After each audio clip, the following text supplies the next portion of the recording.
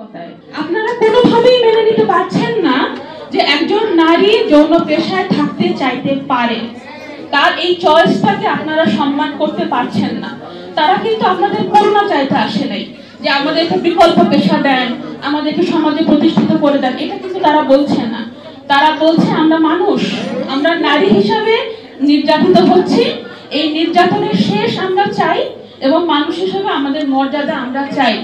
শ্রেণী পেশা নির্বিশেষে প্রতিটা মানুষের কিন্তু এই অধিকার, আপনারা এই অধিকার নিয়ে কথা বলবেন, তার জন্য আপনাদেরকে ডাকা হয়েছে। করুণা করার জন্য বা বিকল্প প্রস্তাব দেওয়ার জন্য আপনাদেরকে ডাকা হয় নাই। যে দেশে স্বামী স্ত্রীকে দিয়ে ব্যবসা করায়, ওই দেশে আমাকে কি সিকিউরিটি আপনি দিবেন? আমাকে বিকল্প আয়ের জন্য আপনি কোথাও অফিস আদালতে দিবেন, কাজে দিবেন? আমার যৌনকর্মী বলবেন গ্রাম থেকে কাজের কথা বলে আগে গার্মেন্টসে চাকরি করে সেখানে নির্যাতিত হয়, বাসায় কাজ করে সেখানে নির্যাতিত হয়। ওই অমুকের মেয়েদের আগে দেখে তার দেহটা, যে কোনো পুরুষ এটা নাক টেনে বলতে পারবে না, আগে দেহটা দেখে। 10টা টাকা যদি আপনার কাছে চাই তাহলে আপনি কি দিবেন? আমাকে দিবেন না, কেন দিবেন? আগে আমার দেহটা বুক করবেন, তারপরে আমাকে টাকা দিবেন।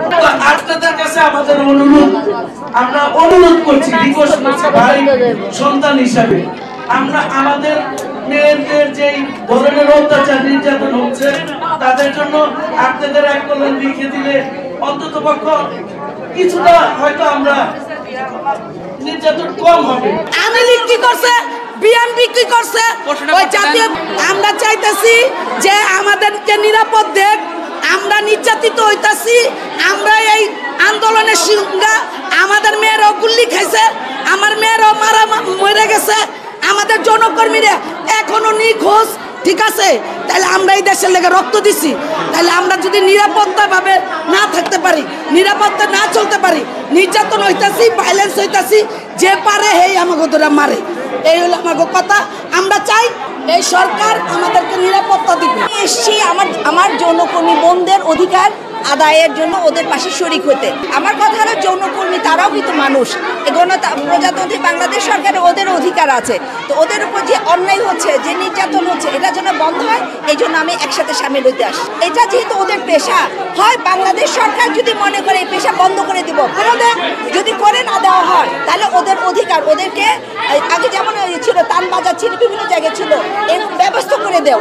তাহলে এইভাবে অপমান না, কারণ ওরা কেউ এই পেশায় স্বইচ্ছায় আসে নাই, পেটের দায়ে আসছে বা স্বামী দ্বারা নির্যাতিত বা কারোর দ্বারা।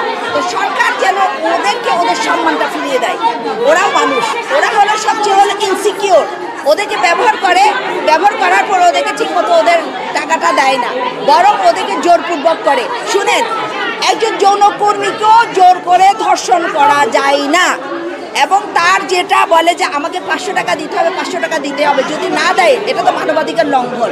তারপরে তার সন্তানরা তো তারা তো ওই পেশাই নাই, তো ওর সন্তানদেরকেও কিন্তু অসম্মান করা হচ্ছে, ওর পরিবারকে অসম্মান করা হচ্ছে। এটা কেন করা হবে? আমি যৌনকর্মী হইতে পারি, কিন্তু আমার সন্তান, আমার পরিবার তো না, তাই না? আজকে যদি যৌনকর্ম পেশায় বাংলাদেশ থেকে উঠে যায়, তাহলে ঘরে ঘরে আমরা নারীরা, ঘরেই আমরা সিকিওর না। আপনারা অনেকে বলেছেন গার্মেন্টসে চাকরি করে না কেন? গার্মেন্টসে আমার মেয়েরা সিকিওর না, ঘরে আমার মেয়েরা সিকিওর না, ঘরে মালিকদারা সিকিওর না, ঘরে আমার স্বামী মেয়েটাকে নির্যাতন করছে কিন্তু বউ স্বামীকে কিছু করতে পারছে না, তাহলে তো আমি তো কোথাও সিকিওর না। তাহলে মেয়ে যৌন কাজ থেকে আমি পেশা হিসাবে নিলাম, এটা আমার যৌনকর্মী বোনদের কথা, বুঝতে পেরেছেন? তাহলে সরকার এটা একবারই বন্ধ করা কোনো দেশেই সম্ভব না। তো সরকার এবং আমরা যারা সমাজকর্মী আছি, মানবাধিকার কর্মী আছি, নারী নেত্রীরা আছি, যৌনকর্মী বোনদের সাথে বসে সুন্দর একটা সুরাহা অবশ্যই আনতে পারবো, যে এটা ছাত্র সমাজ, তাই না? তরুণরাই তো দেশ করছে, তরুণরাই কিন্তু সমাজ পরিবর্তন করছে।